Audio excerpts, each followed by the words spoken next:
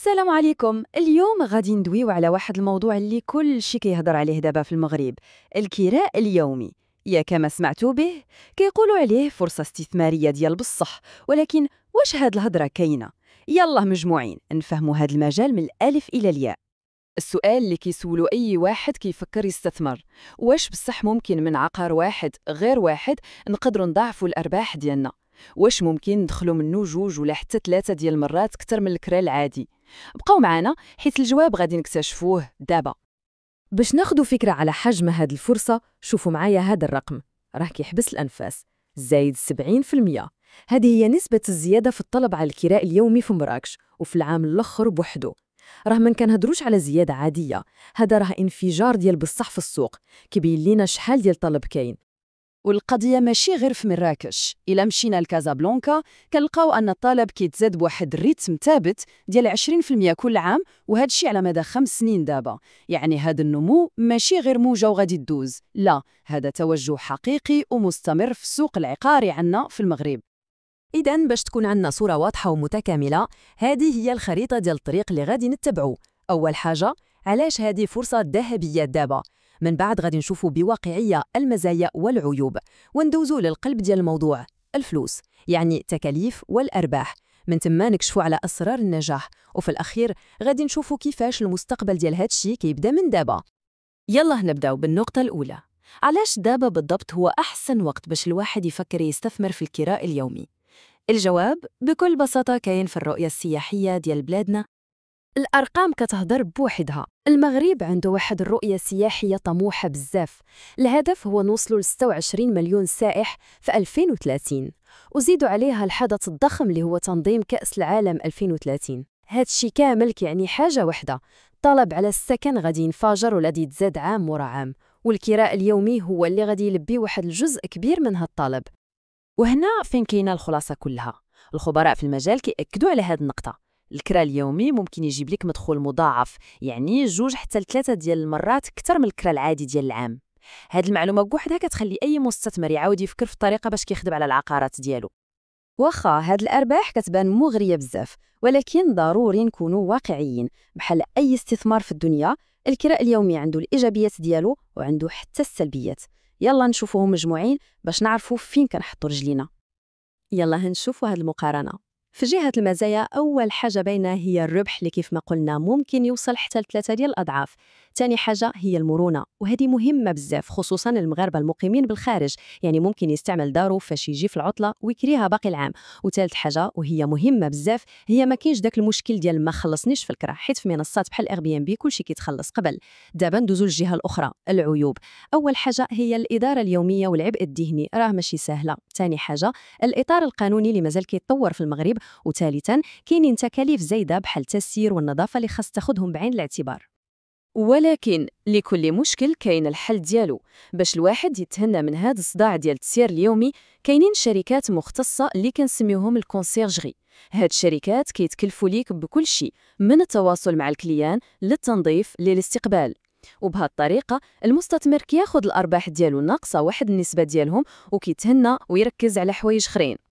بابا وصلنا لأهم بارتي عند أي مستثمر، الحسابات. شحال خاص ديال الفلوس باش نبداو، وشحال بصح ممكن الواحد يربح؟ يلا ندخلوا للأرقام. يلا ناخدو مثال بسيط، عقار الثمن ديالو 1,000,000 درهم. ضروري نعرفوا أن الثمن النهائي اللي غادي نخلصو ماشي هو 1,000,000 درهم، خاص نزيدو عليه تقريبا 70,000 درهم ديال المصاريف التسجيل والنوتاغ، وحوالي 25,000 درهم عمولة ديال الوكالة العقارية، وواحد المبلغ بين 50 و 100,000 درهم ديال الفراش والديكور. يعني الاستثمار الإجمالي كيوصل تقريبا 1,200,000 درهم. هاد النقطة مهمة بزاف باش الواحد يدير التخطيط المالي ديالو مزيان.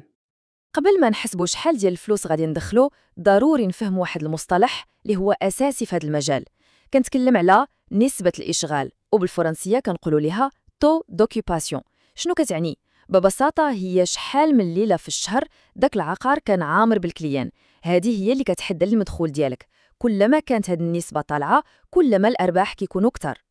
ودابا يلا نديروا مقارنة بالأرقام. نفس داك استوديو ديال 1,000,000 درهم، فالكراء العادي ممكن يجيب ليك واحد 6,000 درهم في الشهر، ولكن في الكراء اليومي واخا تكون نسبة الإشغال غير 60%، غادي تبقى ليك 7,200 درهم صافية، يعني أكثر من الكراء العادي، وخا العقار كيكون خاوي 40% من الوقت. مزيان، دابا فهمنا الإمكانيات، ولكن خاص نعرفوا أن السوق فيه منافسة. إذن السؤال هو كيفاش نكونوا من الناس اللي ناجحين بصح، ماشي غير واحد من بزاف. كاينين شي أسرار بسيطة ولكن هي اللي كتصنع الفرق كامل. شوفوا معايا هذا الرسم. 80% 80% من النجاح ديال أي مشروع في هذا المجال جاي من الموقع. يعني اختيار الموقع المناسب هو أهم قرار، ولكن ديك 20% اللي بقات هي اللي كتفرق بين المتوسط والممتاز. الديكور اللي كيجذب العين، الجودة ديال الإعلانات اللي كتحط في المنصات، وتجربة الزبون اللي كتقدم ليه. إذن باش تكونوا من الأوائل، الخدمة خاصها تكون على هذه النقط. أولاً، صور احترافية للإعلان وعنوان كيجذب الانتباه. ثانياً، ديكور عنده اللمسة خاصة، ماشي بحال كل شيء. ثالثاً، استعمال تسعير ذكي، يعني الثمن كيطلع ويهبط على حساب الطلب والمواسم. والأهم من هادشي كامل هو تقدموا واحدة تجربة رائعة للزبون من أول مساج حتى يخرج من عندكم. هادشي هو اللي غادي يضمن لكم تقييمات ممتازة، والتقييمات هي اللي كتجيب كليان جداد. احنا وصلنا للنهاية، واللي هي في الواقع مجرد بداية. شفنا الفرصة اللي كاينة، شفنا الأرقام، وشفنا أسرار النجاح. دابا خاصنا نشوفوا للقدام ونعرفوا شن هي الخطوة الجاية.